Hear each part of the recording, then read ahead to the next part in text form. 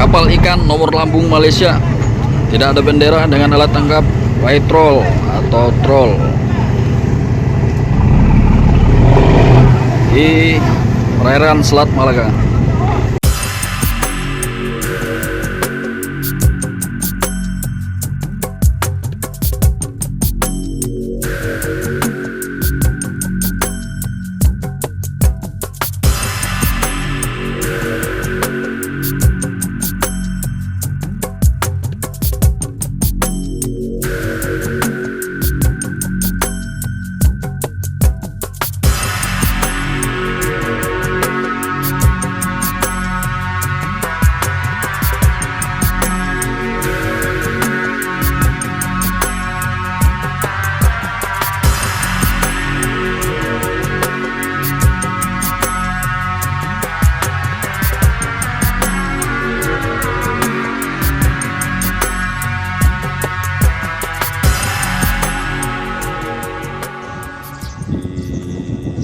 Teluk Sumawe kita menemukan dua buah kapal ya, tanpa memakai bendera kebangsaan ya.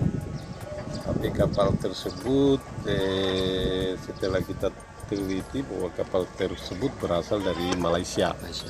Walaupun pada saat penangkapan tidak mengibarkan bendera kebangsaannya.